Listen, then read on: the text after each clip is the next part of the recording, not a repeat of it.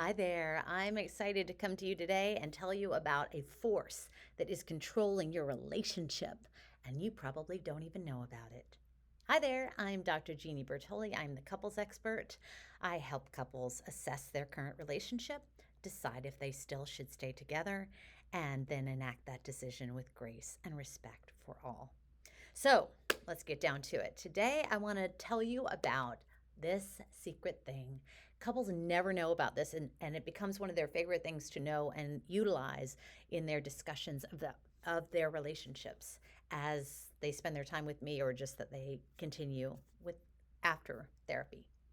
So here we go. It is emotional distance and managing emotional distance. So let me break it down for you.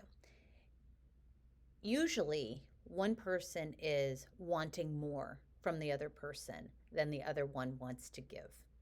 So somebody's feeling a little needier, somebody's feeling a little too needed and trying to create a little more emotional distance, and somebody's reaching out seeking a more connection, more of a bid for connection, more of a bid for like, I want more of you, and somebody's like, I want a little less. So there are three, this is one way to really look at this, is that there are three categories. There's actually a continuum, but this is a great way to break it down to have these discussions. There are three categories of very successful couples. All of them are successful, and I'm going to list them out for you and describe them each to you. So the first couple is the A couple. So literally, it's an A. Let me see if I can get that straight. So think of an A in your head, and these are the couples that are the what we might call fused or codependent. These are the people who are like, we like ice cream, we like this restaurant, we like driving in the car together, we like to do so many things together, and we rarely like to do things apart. We. So that's that couple where they just really can't get enough of each other. Interdependent, codependent, fused, all kinds of words for that. And then on the other end of the continuum are the H's. H. So each of these fits the letter. So H's are people who live quite independent lives. And then they have the middle part of the H, these things that connect them. So that could be children, it could be shared religion, it could be shared values, it could just be family ties, it could be anything, but something ties them together. But they live quite independent, emotionally independent lives. So even if they share activities, they're still emotionally quite separate. And, separate friends largely, separate activities largely. But even when they come together, it doesn't have that like continuity between them, that leaning on each other aspect. They more lean on themselves independently or on their friends or family or trusted others. So that's the H. In the middle is the M. So as you might guess, that's a terrible M. Sorry about that, but they're in between. So these are the people who have some level of interdependence. This is the interdependent, and then some level of independence. So they adore each other, they love each other, they like that depth of emotional connection, and they also like to do things separate. So, love spending time with you and our friends, but I also love spending time with my girls, my guys, and activities that don't involve you. I don't need to be around you in order to feel connected to you. Think of it that way. So, what can you do with this? First of all, you can discuss it in terms of I'm between two.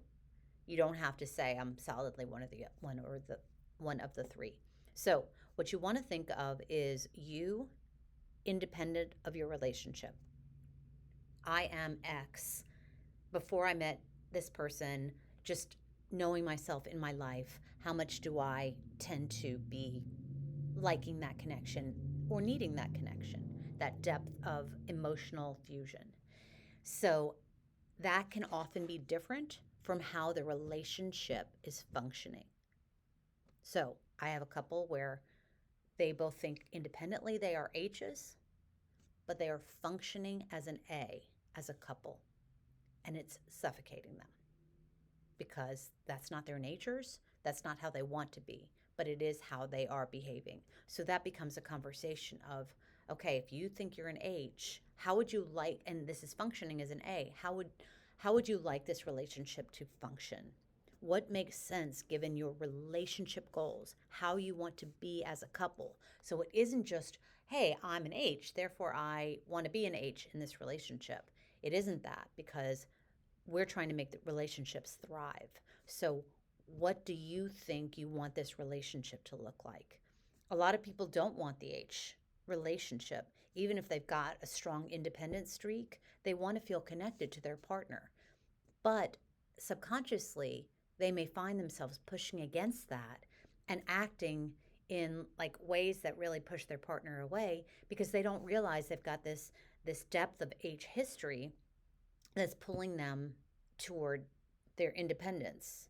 So they may be out. They might. So ways we push the other away is like sabotaging a relationship, such as, I don't really answer my phone all the time. I don't really respond that quickly.